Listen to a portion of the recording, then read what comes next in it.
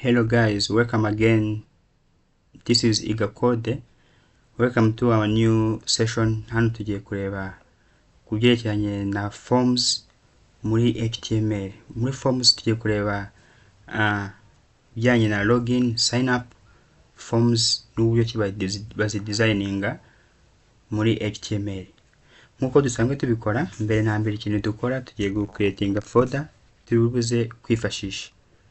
Tukanda right click hano kuri desktop bisanzwe, right click ukaza kuri new, ukaza kuri folder, katuyite izina, katuyite forms,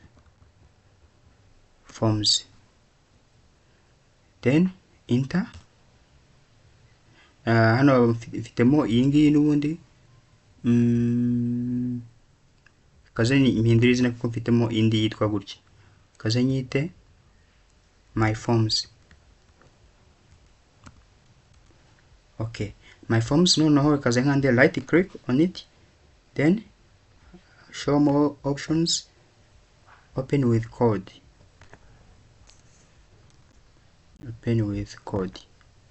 yego. Hano ikintu cya mbere wanza gukora uhituza hano, ubona ko iyo my form niyo ndiho, ndaza hano nadinge file, kaze nyite forms.html. ino .html iri mandatory, ntago igomba kubura kuko nyine ibintu bita file extension ni inyuguti enye cyangwa eshatu cyangwa eshanu ziba ziri inyuma ya file name kugira ngo zigaragaze type y'iyo file. ino .html ni igaragaza ko iyo file ari html, then enter. Right uzana nkuko dusanzwe tubikora, tuhazana kwandikamo html, aguheza options uhitemo iyo ushaka gukoresha ni HTML5, wemeze. Hano ikaduhindure ino title yacu twite my first form,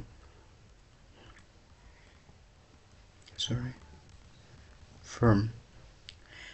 Okay, hano muri forms tugiye gukora as a beginners, tugiye hano gukora tag witwa form, nayo iri paired, means ko ifite open na closing tag. Gutaza tuyandikemo form, then enter. Hano tugiye kudesigninga, mbere yo kudesigninga tugiye kubanza twandikemo izina nkangaha, tuvuge ngo urugero twandike header y'iyo form yacu, twandikemo h1 ni izina amagambo ari manini kandi boldings, tuyandika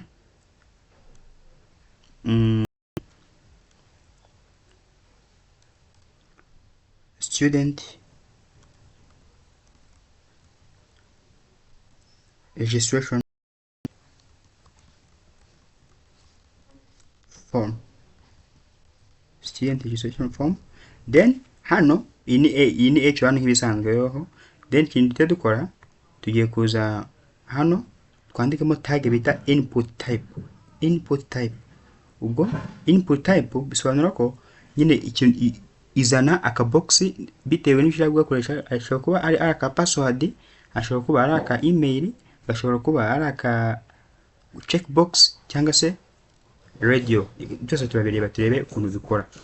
Nakwandike input type yayo iko text name iko first name.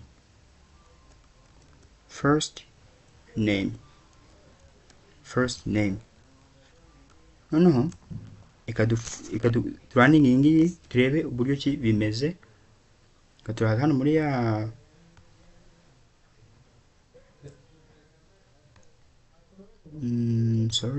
yego, tuzaza muri ya folder tukize my forms, turebe forms.html tuyirunninga, urabona ko iraza gutya.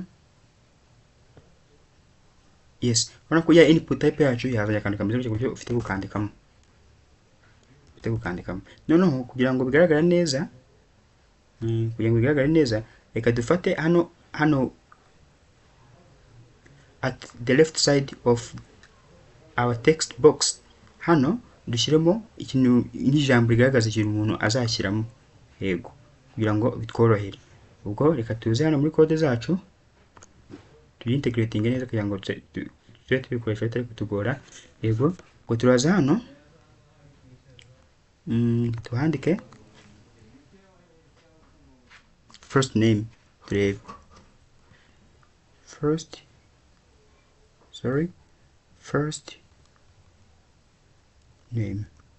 first name, kwandikaho dots first name, tusavinge katurefreshinga turebe uburyo bizaba bimeze. Yego, urabona ko bimeze neza. Turangiza kujyaho na ka second name, ubwo bitakinamo br twabonye ko nituma ujya kuri next line. Br kwandikemo second name cyangwa se kwandikemo other name, sorry, hano hajyamo something like that. Then dot input type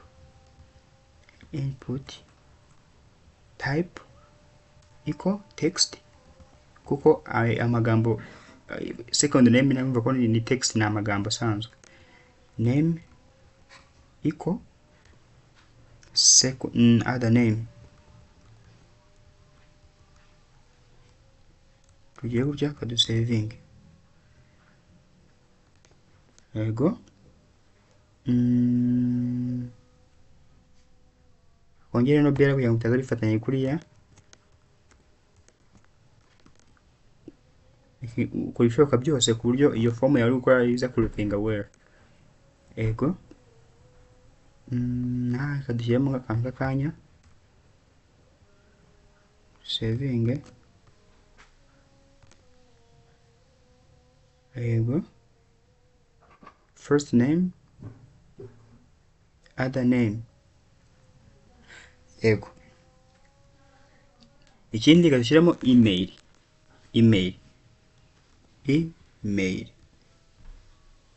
ingana, then tugashyiramo input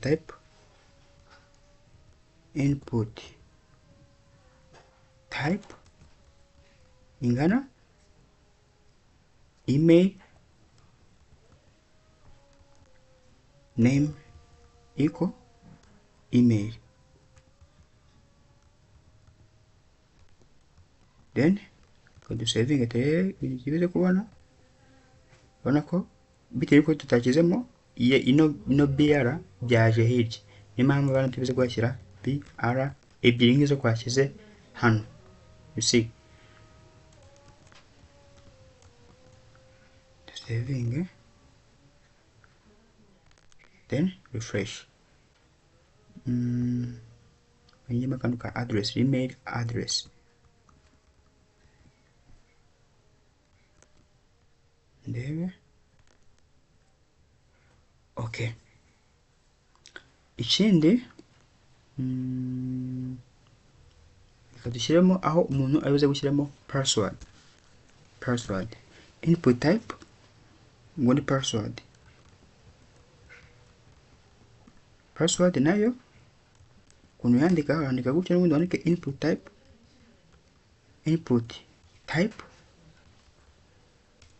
equal password name equal password.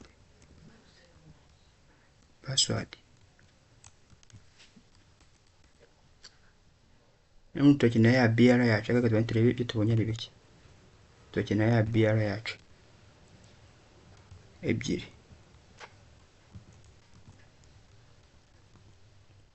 saving, tuze nitwandika, wala ko nitwandika biyaza mu form of password. Urabona ko password mu busanzwe igomba kuba iri secret, iri private, ku buryo nta wundi muntu wayimenya. Hano mu gihe typingamo password yawe nta wundi muntu uzamenya ibyo typinga. Yego, niyo mpamvu password igomba kuba igaragazwa na dot.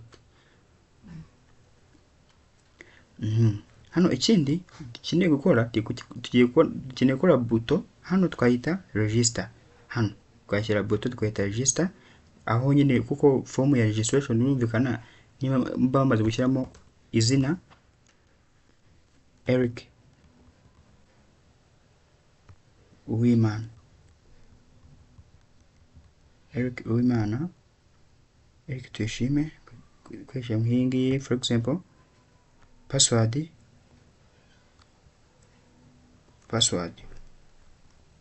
okay. Ku buryo kugira ngo ubisubmiting ibyo ngibyo gukora ukeneye buto, niyo mpamvu hano dukeneye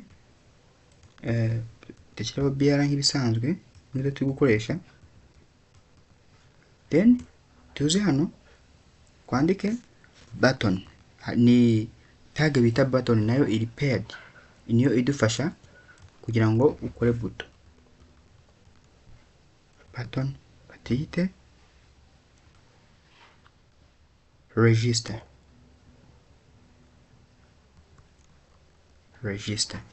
saving. Urabona ko numara kuzuzamo wakanda hano kuri button yitwa register, ariko bitewe nuko hano ni front end gusa, kugira ngo ino buto ibashe kuba yakora yasaba ko ufitemo back end, kandi hano twebwe turi muri front end. Back end tuzajyamo nyuma tumaze kumenya front end. Yego, urabona ko iyi ni link, iyi ni form ya registration. This is registration form uko imeze. Igisigaye ni ukuyidesigninga neza buryo igira look nziza, ariko ibyo ubikora wifashishije icyo bita CSS. Ntabwo turahigeraho, nitugeraho tuzabikora dukore n'amafomu meza ari interactive ku buryo wavugana na database. Session ya form urebye ni iyi ngiyi. Ubwo hano ikindi wareba mu gihe iyi ni ya sign up, mu gihe ugiye gukora iya login, ubwo bizaterwa n'ibyo uzashyira hano, n'ubundi byose ni kimwe. Noneho hano hari n'akandi kantu umuntu ashyiramo muri program yawe bita link. Yego, link. Iyo link ikindi idufasha kugira ngo ushyire nk'urugero, ari nk'ukuntu ufite gukora website ugashyiraho n'urugero Twitter account yawe, ku buryo umuntu yakanda kuri Twitter, ku ijambo Twitter akajya kuri anyine akagenda akaba yakwandikira kuri Twitter yagufollowinga iki, aho ngaho ikintu cyo bita link. Iyo link rero ukuntu imeze nayo ni buto, katanya dushyiraho hano. Ni link yitwa A health. Health ni reference y'iyo link yawe. Iyo reference ngo ushyiramo ahantu ushaka ko iyo buto cyangwa se iyo link kujyana. Nk'urugero kakwandikamo hano ko reference ari y3 akadomo Facebook akadomo com. Then hano kaza hano nk'urugero kandikamo Facebook.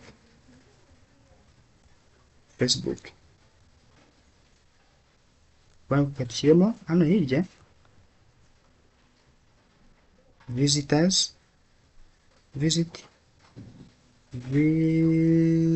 our Facebook, our Facebook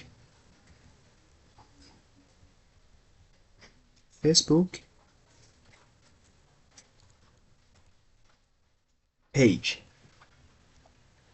our Facebook page. Kanda enter. Then you can see that ije nka link. Urabona ko hano iza nka link. Ubwo ino link ikintu dufasha ni kugira ngo ube washyiramo izindi references ku buryo iyo uyikanzeho wajya ku zindi website zindi ushaka. Hano ni iki bidufashamo. Na kenshi hari ubwo ureba ugasanga nk'urugero ama website menshi aho uzasanga harimo sign up form, ugasanga hari no jambo already have an account,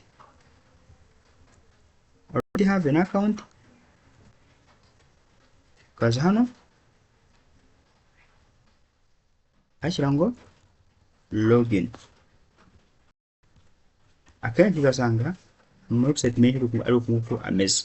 uburyo nko mu gihe hano babikora mu gihe umuntu afite nyine iyo website agiye gusura yariyandikishijeho mbere kugira ngo bidasaba ko yongera kwiyandikisha mu gihe yaje kuri sign up form ntabwo ntiyongeye gusayininga app ahubwo agakanda kuri login bigahita imudirectinga kuri login form agakora login bisanzwe. Ariko hano ngaha mu gihe ubikoze gutya hano haba hari facebook.com kuko ino link bashyizemo hano ngaha between these two ports niyo link niyo uhita ujyaho ako kanya. Niyo mpamvu hano mu gihe ufitemo login yawe washyiramo ngo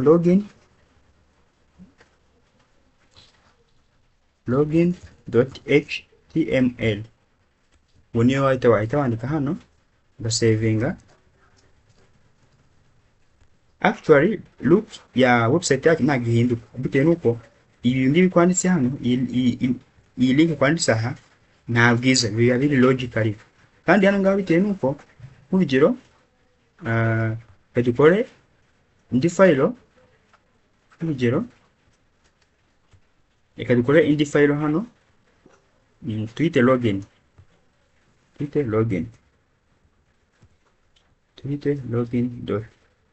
login.html saving, then dufate ibi kwa dufite muri forms tubipasting hano muri login.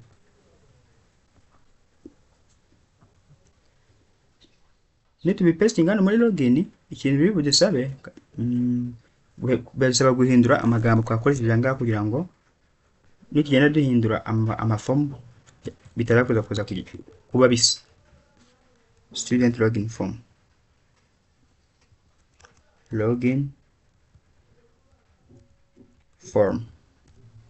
yego noneho hano tukashyira mu kuloginga yini first name na other name ntago biba bikenewe.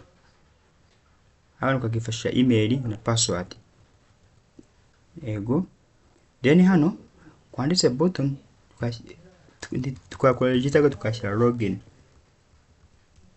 Noneho hano kwanditse ngo already have an account login. Hano handitse login hano tukashyira sign up hano tukavuga ati don't have account, sorry yes don't have account.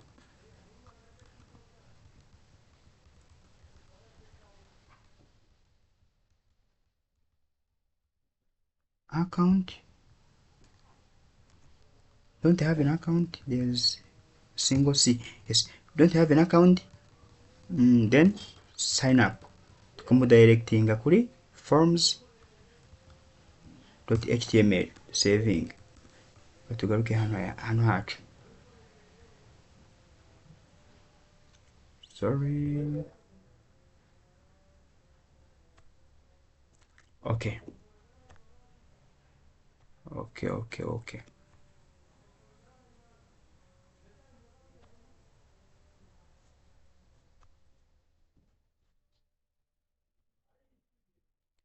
Urabona ko hano dukora save tukarefreshinga turaza hano don't have account login.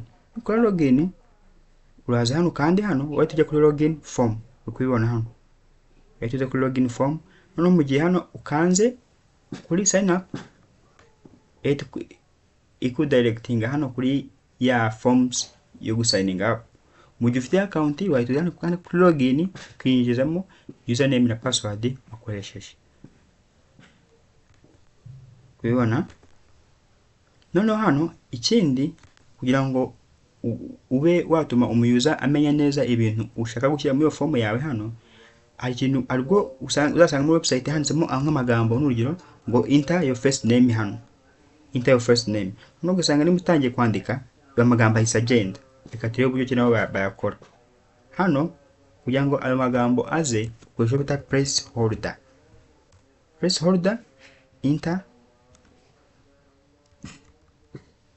Enter your email. Placeholder, enter your email.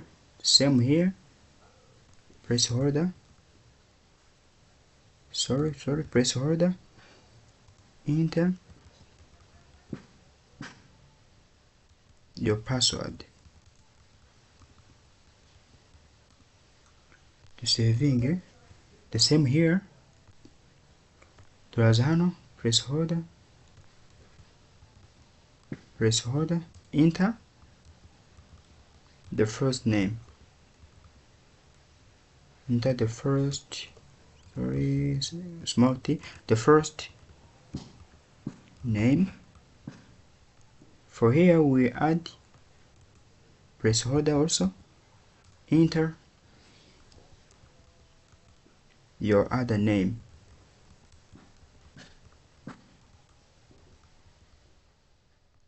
The same here. Enter your email. Sorry, placeholder first.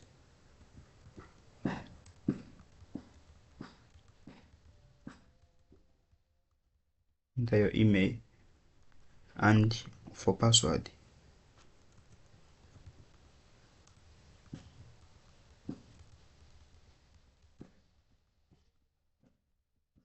enter your password. That's it. Guys, you can see that hano buri jambo rigiye rifite icyo bita placeholder nyine, ku buryo yatuma umuyobozi amenya neza data ashyira muri buri text box. Nkanga ubona ko utangiye kwandika rya jambo leta rigenda, wabisiba bikagumamo. Urabona ukuntu bimeze. For all, even for login, you can see. Even here you can see. Yes guys, this is all for now. Kwize ibyerekeranye na form ndetse na link tag niyo bita anchor tag for adding a link. Umunsi kwize ku bijyanye na forms, uburyo cyo creating form muri HTML ndetse gushyiramo na link. So remember to comment, like and share if you find our video more supportive, and don't forget to subscribe. Stay tuned.